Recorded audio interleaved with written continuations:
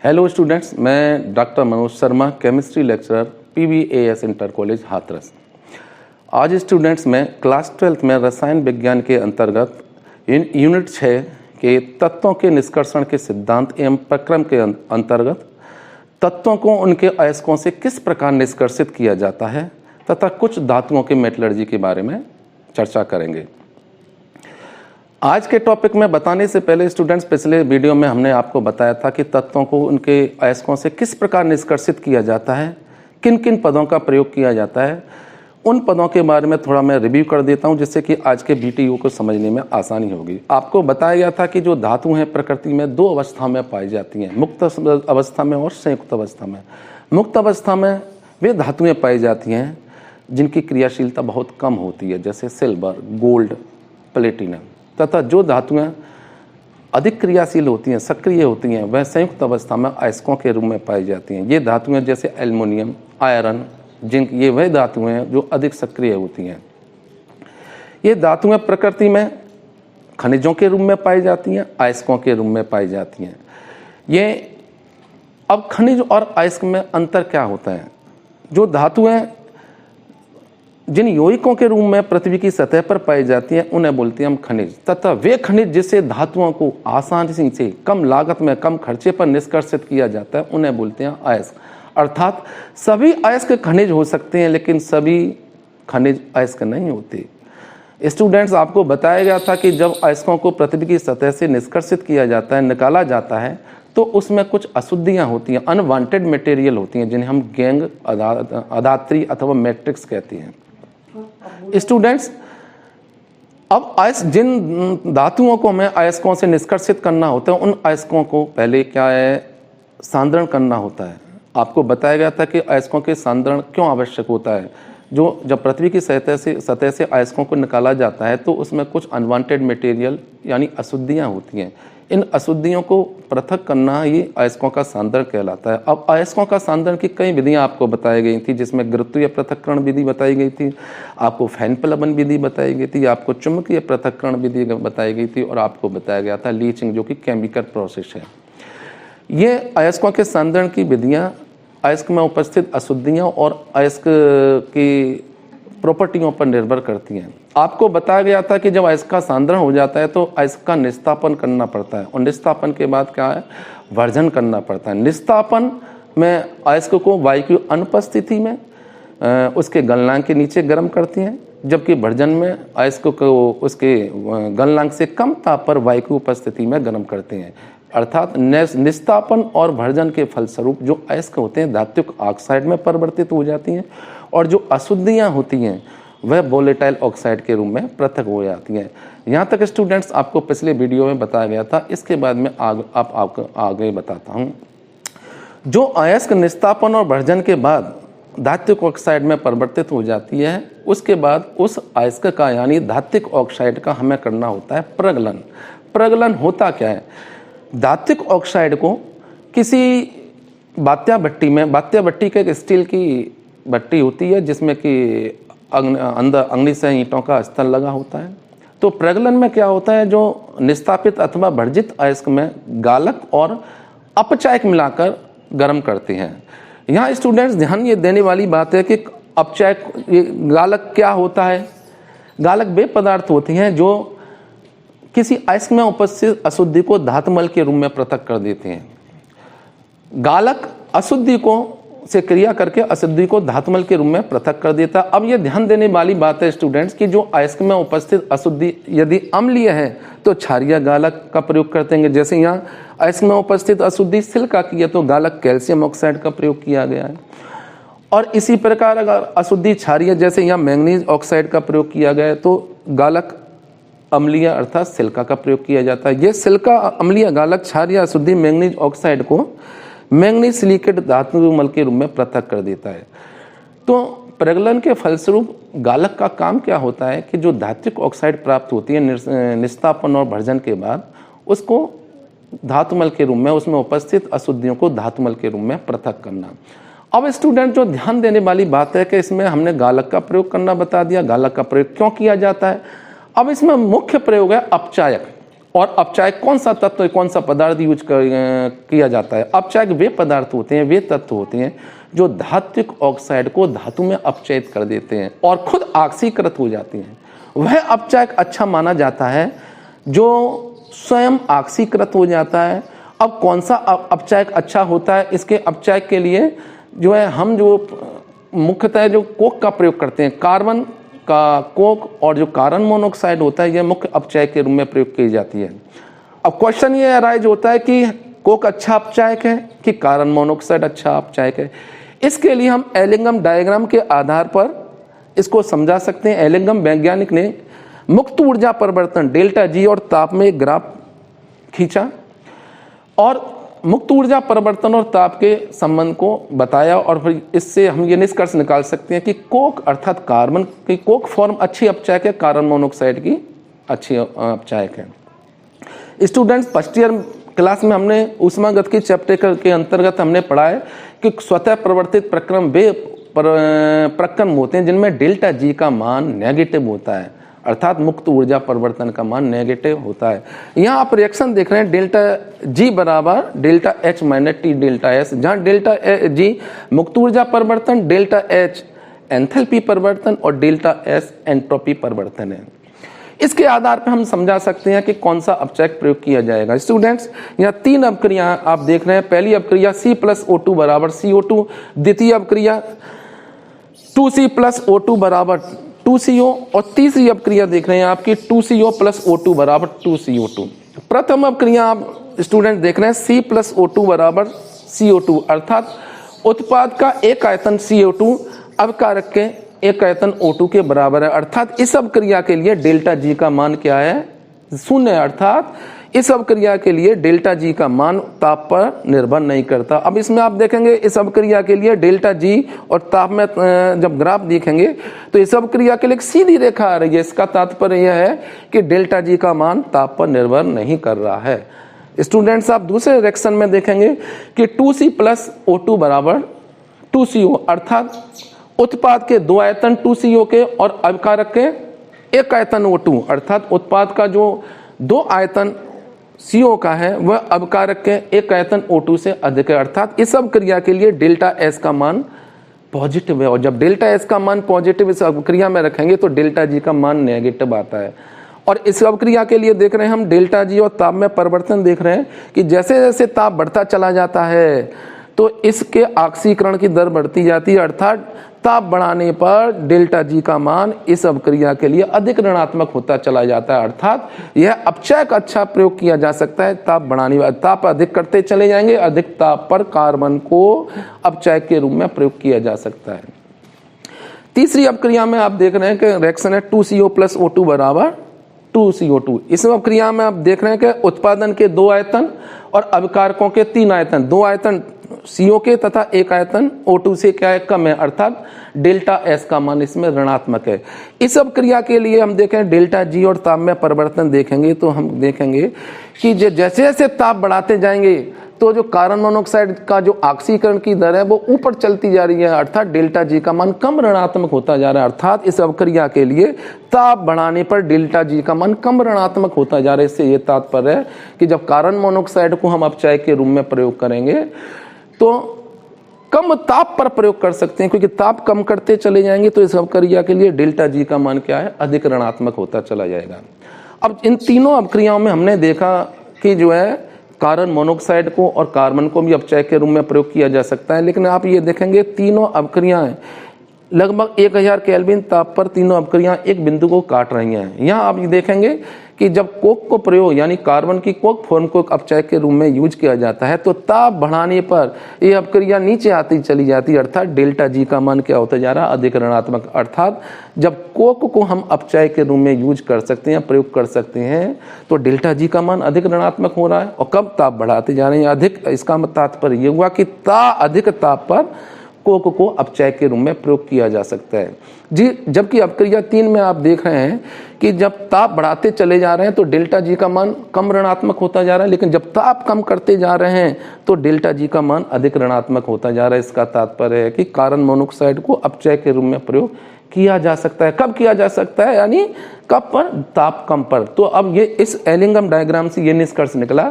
कि कोक और carbon monoxide दोनों को अपचायक के रूप में प्रयोग किया जा सकता है, लेकिन कोक को हम कब कर सकते हैं, अधिक ताप पर अच्छा अपचायक होगा, और कार्बन मोनोऑक्साइड कम ताप पर अधिक अपचायक के रूप में प्रयोग की जा सकती है। इस प्रकार हम कार्बन की कोक फॉर्म को और कार्बन मोनोऑक्साइड को अपचायक के रूप में प्रयोग कर सकती हैं। यहाँ स्टूडेंट्स आप देख रहे हैं पहली रिएक्शन में जिंक ऑक्साइड प्लस कोक, यानी यहाँ कार्बन अपचायक के रूप में यूज हो रहा है, जिंक ऑक्साइड को कोक के इसमें कन्वर्ट कर दे रहा है, अपचयित कर दे रहा है जिंक में। इसी प्रकार जब कार्बन मोनोऑक्साइड यूज होती है अपचायक के रूप में, तो जिंक ऑक्साइड को कार्बन मोनोऑक्साइड जिंक में अपचयित कर देती है, और खुद कार्बन डाइऑक्साइड में क्या होती है, ऑक्सीकृत होती है। इसी प्रकार और कुछ रिएक्शन है, जैसे आयरन ऑक्साइड फेरिक ऑक्साइड को जो कोक यूज होता है अपचायक के रूप में, तो आयरन में अपचयित कर देते हैं। इसी प्रकार लेड ऑक्साइड को कोक लेड में अपचयित कर देता है, और कार्बन मोनोऑक्साइड लेड ऑक्साइड को कोक में अपचयित कर देती है।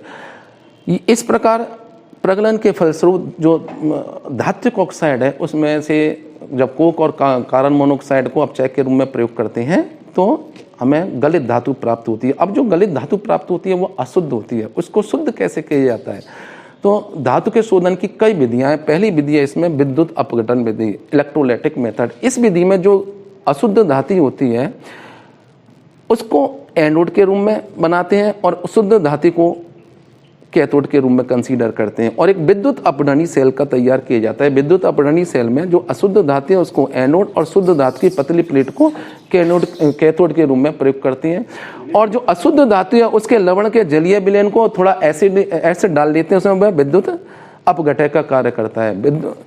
विद्युत सेल में यानी विद्युत अपघटनी सेल में विद्युत धारा प्रवाहित करने पर अशुद्ध एनोड, जो अशुद्ध एनोड बना हुआ है अशुद्ध धातु का, उसका ऑक्सीकरण हो जाता है। ऑक्सीकरण के फलस्वरूप अशुद्ध धातु के आयन विलयन में चले जाते हैं, और ये आयन अपचयित होकर के शुद्ध मेटल के रूप में कैथोड पर अपचयित हो जाते हैं। इस विधि द्वारा मुख्यतः कॉपर का, जिंक का शोधन किया जाता है। अगली विधि जो शोधन की है जॉन ऑफ रिफाइनिंग या जॉन रिफाइनिंग खंड शोधन। इस विधि द्वारा मुख्यतः जो अर्धचालक हैं जर्मेनियम, गैलियम और सिलिकॉन का धातुओं का शोधन किया जाता है। इस विधि में जिस धातु का हमें शोधन करना होता है उसे बेलनाकार छड़ बना लेते हैं, और इस बेलनाकार छड़ के ऊपर उच्च तापक यानी हीट को रोटेट कराते हैं। स्टूडेंट्स ये आपको मालूम होना चाहिए कि जो अशुद्धियाँ होती हैं वह उच्च ताप पर बेलेशील अवस्था में आ जाती हैं। जब जैसे जो धातु जिसे शुद्ध करना होता है उसके ऊपर हम जब उच्च तापक अर्थात जो हीटर को रोटेट करती हैं, तो जैसे जैसे हीटर को उस मेटल रॉड के ऊपर लेते जाती हैं तो धातु की छड़ गर्म होती चली जाती है, तथा उसके साथ में क्या जो अशुद्धियाँ उस हीटर के साथ में एक तरफ आ जाती हैं, और इस जो शुद्ध धातु होती है दूसरी ओर क्रिस्टल के रूप में जमा हो जाती है, अर्थात शुद्ध धातु क्रिस्टलाइज हो जाती है। और जो हीटर के साथ साथ में जब हीटर धातु के दूसरे सिरे पर चला जाता है तो अशुद्धियाँ उसके साथ चली जाती हैं, और अंत में अशुद्धियाँ उस धातु के एक ओर हो जाती हैं और शुद्ध धातु दूसरी ओर एकत्रित हो जाती है। उस अशुद्धियों को अलग से पृथक कर देते हैं, काट देते हैं, और इधर वाली जो धातु प्राप्त होती है शुद्ध धातु प्राप्त होती है। नेक्स्ट विधि जो शोधन की है वह है वेपर फेज रिफाइनिंग, वाष्प अवस्था शोधन। इस विधि द्वारा मुख्यतः जो धातु होता है उसको वाष्पशील यौगिक में परिवर्तित कर लिया जाता है, फिर वाष्पशील यौगिक को उच्च ताप पर गर्म करते हैं और शुद्ध धातु प्राप्त होती है। मुख्यतः इस शोधन में दो विधियां प्रचलित हैं, एक मॉन्ड प्रोसेस, एक वान आर्कल प्रोसेस। मॉन्ड प्रोसेस द्वारा मुख्यतः निकल धातु का शोधन किया जाता है। जैसे निकल धातु को कार्बन मोनोऑक्साइड के साथ गर्म करते हैं जिससे टेट्रा कार्बोनेट निकल प्राप्त होता है, फिर टेट्रा कार्बोनेट निकल को उच्च ताप पर गर्म करती हैं जिससे निकल डिपॉजिट हो जाती है, निकल धातु शुद्ध रूप में प्राप्त होती है और कार्बन मोनोऑक्साइड सिस्टम से बाहर निकल जाती है। दूसरी विधि होती है वान आर्कल प्रोसेस। इस विधि द्वारा मुख्यतः जिरकोनियम, टाइटेनियम धातु का शोधन किया जाता है। इस विधि में जिरकोनियम को आयोडीन के साथ में गर्म करते हैं जिससे जिरकोनियम टेट्रा आयोडाइड प्राप्त होता है, फिर जिरकोनियम टेट्रा आयोडाइड को टंगस्टन फिलामेंट की उपस्थिति में गर्म करते हैं। जिरकोनियम धातु टंगस्टन फिलामेंट पर चिपक जाती है और जो आयोडीन सिस्टम से बाहर निकल जाती है। इसके बाद जो तीसरी विधि है वर्णलेखन। स्टूडेंट्स वर्णलेखन का प्रयोग कब किया जाता है? जब जिस धातु को शुद्ध करना होता है अथवा ऐसा मिक्सचर जिसमें उसके अवयवों को अलग पृथक करना है वह बहुत कम मात्रा में होते हैं, तब वर्णलेखन विधि का प्रयोग किया जाता है। इस विधि में मुख्यतः कई विधियां हैं, लेकिन जो अधिशोषण वर्णलेखन विधि का मुख्यतः प्रयोग किया जाता है। अधिशोषण वर्णलेखन में एक कांच की छड़ लेते हैं और इस कांच की छड़ में एक अधिशोषक का प्रयोग किया जाता है। अधिशोषक मुख्यतः एल्मोना या सिलिका लेते हैं, इसमें सिलिका भर लेते हैं और उस मिक्सचर को जिसमें कि अवयवों को पृथक करना, उसको किसी उचित विलायक में डाल करके डालती हैं। अब अधिशोषक उस मिक्सचर में उपस्थित अवयवों को विभिन्न ऊंचाइयों पर अधिशोषित कर लेता है और रंगीन पट्टियों के रूप में अधिशोषित कर लेता है। इन रंगीन पट्टियों को क्रोमेटोग्राम कहते हैं। फिर जो इनको क्रोमेटोग्राम को अलग करने के लिए शुद्ध विलायक की मात्रा उस कांच की नली के ऊपर से डालते हैं। फिर इन रंगीन पट्टियों के रूप में जो अवयव हैं उनको अलग अलग बीकरों में पृथक कर लिया जाता है और इस विधि को निच्छालन अथवा इल्यूशन बोलते हैं। इस विधि का प्रयोग मुख्यतः जो अमीनो एसिड्स के सेपरेशन के लिए किया जाता है, प्रोटीन और कार्बोहाइड्रेट के आइडेंटिफिकेशन के लिए किया जाता है। स्टूडेंट्स, इस तरह हमने आपको बताया कि तत्वों को उनके अयस्कों से किस प्रकार निष्कर्षित किया जाता है और उस निष्कर्षण में किन किन मुख्य पदों का प्रयोग किया जाता है, इसके बारे में आपको विस्तृत रूप से बताया गया था। अब स्टूडेंट्स, अब आपको बताएंगे चैप्टर के नेक्स्ट भाग में कि metallurgy of aluminium, metallurgy of iron, metallurgy of copper और इन जो धातुएं हैं कॉपर, एल्युमिनियम और इनके यूजेज। सबसे पहले आपको बताएंगे हम मेटलर्जी ऑफ एल्युमिनियम। एल्युमिनियम का धातुकर्म, एल्युमिनियम की जो मेटलर्जी होती है, एल्युमिनियम का निष्कर्षण हम बॉक्साइट अयस्क से कहते हैं। तो स्टूडेंट्स, हम बताएंगे अयस्क जो बॉक्साइट अयस्क की उपस्थिति है या एल्युमिनियम प्रकृति में कैसे पाया जाता है, किन अयस्कों के रूप में पाया जाता है। फिर उस अयस्क का जिस बॉक्साइट अयस्क के मुख्यतः इसका निष्कर्षण करते हैं तो उसका क्या कहते हैं, कैसे इसका शोधन किया जाता है। उस बॉक्साइट अयस्क का फिर विद्युत अपघटन करती हैं और फिर जो धातु प्राप्त होती है उसका क्या करती हैं, शोधन करती हैं। स्टूडेंट्स, जो एल्युमिनियम है, एल्युमिनियम चूंकि क्रियाशील धातु है तो प्रकृति में कंबाइंड स्टेट में पाई जाती है और ये प्रकृति में 8% यानी पृथ्वी की सतह पर 8% होती है ये, और संयुक्त अवस्था में ये कुछ अयस्कों के रूप में पाई जाती है। इसके मुख्य अयस्क होते हैं bauxite, Al2O3 2H2O, Al2O3 corundum, feldspar KAlSi3O8, ऐसी क्रायोलाइट, एलुनाइट और केओलाइन, ये मुख्य अयस्क हैं। लेकिन एल्युमिनियम का मुख्य अयस्क क्या होता है जी, बॉक्साइट। बॉक्साइट अयस्क से इसका निष्कर्षण करती हैं। क्यों करते हैं बॉक्साइट अयस्क से? क्योंकि एल्युमिनियम बॉक्साइट अयस्क से आसानी से और कम लागत से निष्कर्षित की जा सकती है। अब इसमें कौन कौन से पद होते हैं? सबसे पहले बॉक्साइट अयस्क का पीसती हैं, यानी बॉक्साइट अयस्क को जब पृथ्वी की सतह से निकालती हैं तो बहुत बड़े बड़े डेलों के रूप में बड़े बड़े डेलों को रोलर मिल की सहायता से छोटे छोटे टुकड़ों में परिवर्तित कर लिया जाता है। उसके पश्चात उसको क्रशिंग करके पाउडर रूप में परिवर्तित कर लिया जाता है। अयस्क का पीसने के बाद जो बॉक्साइट अयस्क से जो एल्युमिनियम का निष्कर्षण करते हैं, इसमें मुख्यतः 3 पद होते हैं। पहला पद होता है जो बॉक्साइट अयस्क का शोधन करते हैं, फिर बॉक्साइट अयस्क का विद्युत अपघटन करती हैं और उसके बाद एल्युमिनियम का क्या करती हैं, शोधन करती हैं। अब बॉक्साइट अयस्क का शोधन मुख्यतः 3 विधियां प्रचलित हैं। एक बेयर विधि, बेयर्स प्रोसेस, दूसरी सरपेक प्रोसेस और तीसरी हाल प्रोसेस। स्टूडेंट्स, जो बॉक्साइट अयस्क होती है उसमें आयरन ऑक्साइड की अशुद्धि होती है, उसमें सिलिका की अशुद्धि है। तो अशुद्धियों को कैसे पृथक किया जाए, उनके बेसिस पे ये 3 प्रोसेस होती है। सबसे पहली विधि होती है बॉक्साइट अयस्क के शोधन की वायर विधि। वायर विधि का प्रयोग जब किया जाता है जब अयस्क में यानी बॉक्साइट अयस्क में आयरन ऑक्साइड की अशुद्धि होती है। इसमें जो बॉक्साइट अयस्क में 45% NaOH के साथ में एक ऑटोक्लेव लेकर के ऑटोक्लेव में गर्म करती हैं, जिसके फलस्वरूप सोडियम मेटाएल्युमिनेट विलयन में चला जाता है और जो आयरन ऑक्साइड की और कुछ अशुद्धियां होती हैं सतह पर आ जाती हैं विलयन की, जिनको कि छान करके पृथक कर लेती हैं।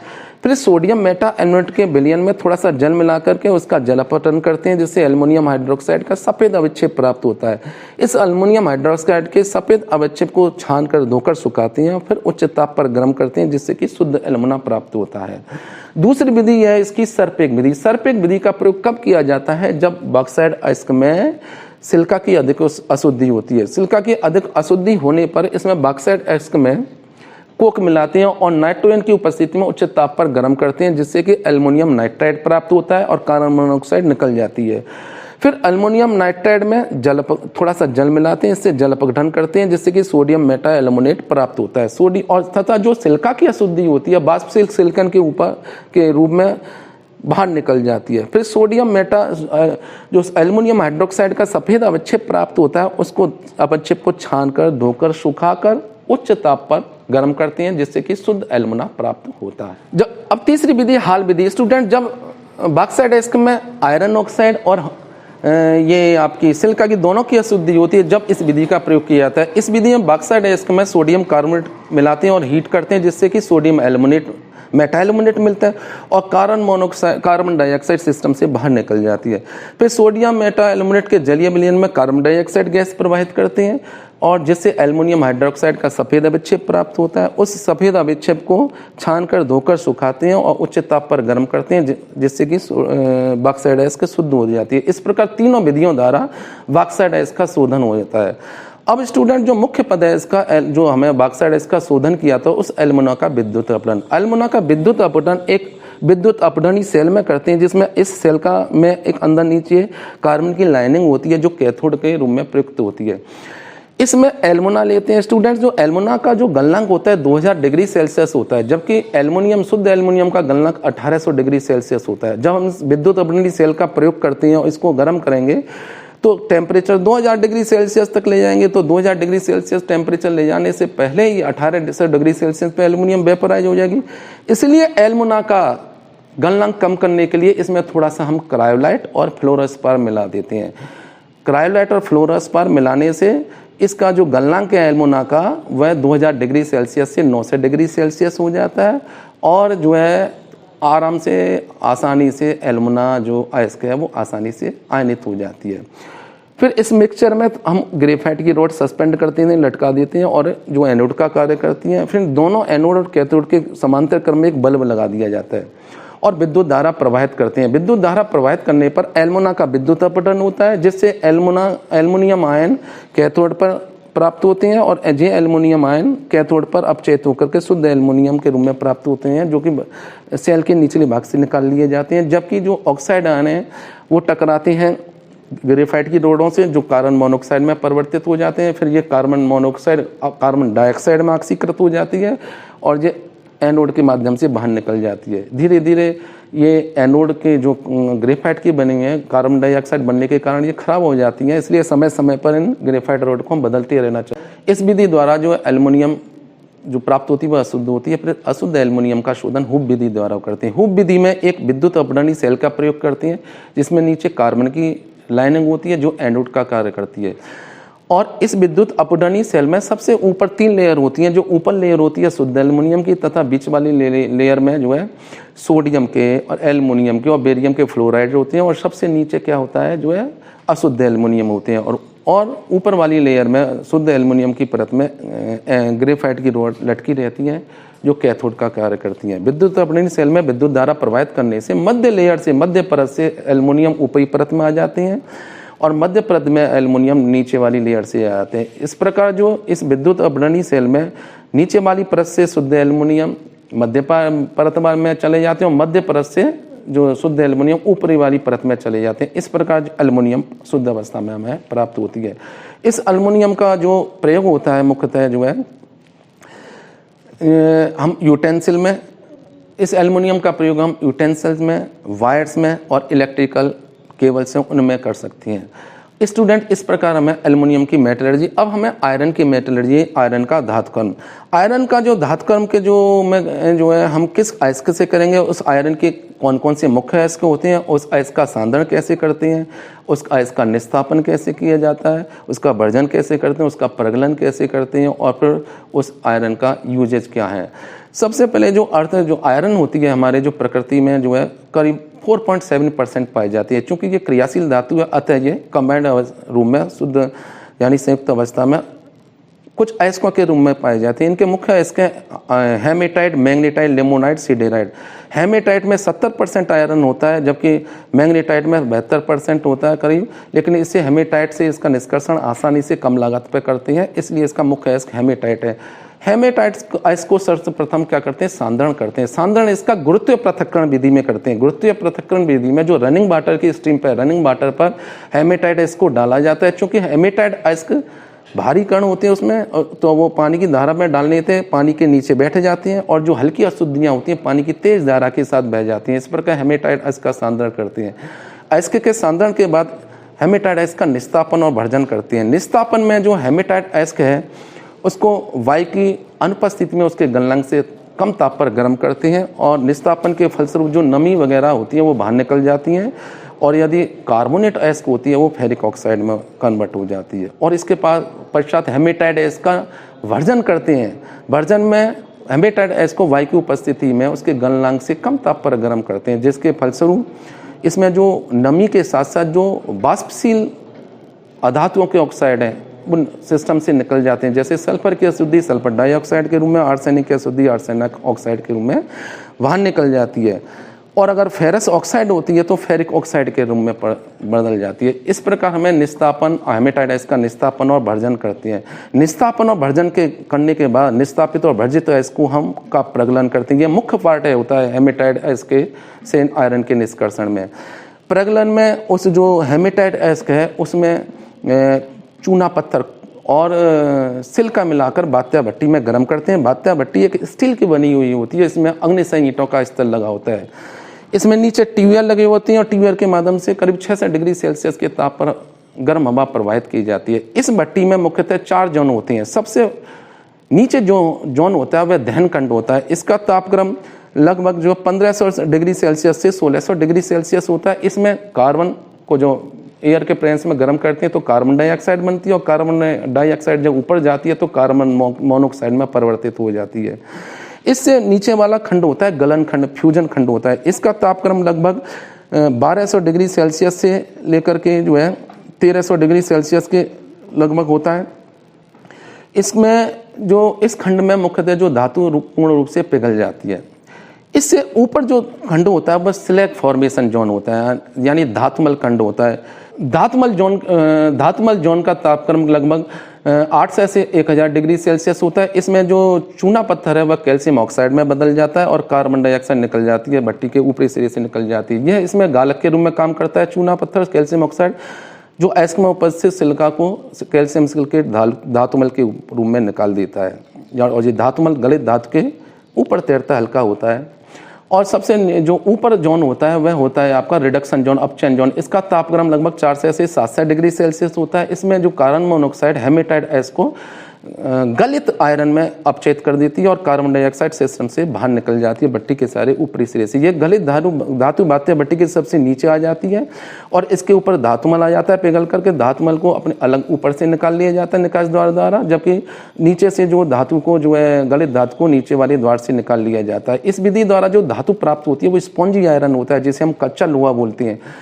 कच्चा लोहा में मुख्यतः 92 से 93% प्योर आयरन होता है और इसका में जो अशुद्धियाँ होती हैं 3 से 4.5% होती हैं। 3 से इसमें कार्बनों की अशुद्धि और दूसरी अशुद्धियाँ 3 से लगभग 4.5% होती हैं। इस कच्चे लोहे का प्रयोग जो है हम जो है पिटमा लोहे बनाने में, रोट आयरन यानी ढलमा लोहे बनाने में और इस्पात बनाने में करती हैं। जो दूसरा रूप होता है इसका ढलवा आयरन का, वो ढलवा लोहा होता है। इसमें 93 से 94% प्योर आयरन होता है और इसमें 2 से 4% कार्बन और दूसरी इम्प्योरिटी होती हैं। इनका use drain pipe, lead, frame आदि बनाने में होती हैं। नेक्स्ट फॉर्म जो है इस लोहे की वह है पिटवा लोहा। पिटवा लोहे में 98.8 से 99.9% प्योर आयरन होता है और जो उसमें अशुद्धि होती है कार्बन की लगभग 0.1% होती है। इसका प्रयोग चेन बनाने में, डोर्स बनाने में, एंगल बनाने में, गाटर बनाने में, रेलवे लाइन की पटरियाँ बनाने में करते हैं। और इसके बाद जो लोहे का तीसरा रूप नेक्स्ट रूप होता है वो स्टील होता है, जिसे हिंदी में इस्पात करते हैं। इस बात में लगभग 0.25 से 1.5% कार्बन और दूसरी इम्प्योरिटी होती है। इसका प्रयोग कैंची बनाने में, ब्लेड बनाने में, स्प्रिंग बनाने में और नाइफ बनाने में करते हैं।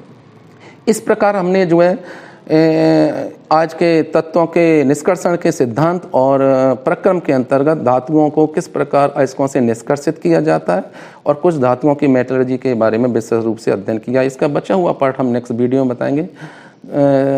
स्टूडेंट्स, चूँकि इस समय हमारी जो एपिडेमिक यानी पैंडेमिक ये वैश्विक बीमारी कोविड-19 चल रही है, तो आपको यह सलाह दी जाती है कि घर से जब भी बाहर निकलें सैनिटाइजर का प्रयोग करें, मास्क लगाएं और जब भी घर से बाहर निकलें या बाहर से घर आएँ हमेशा साबुन से हाथ धोएं। धन्यवाद।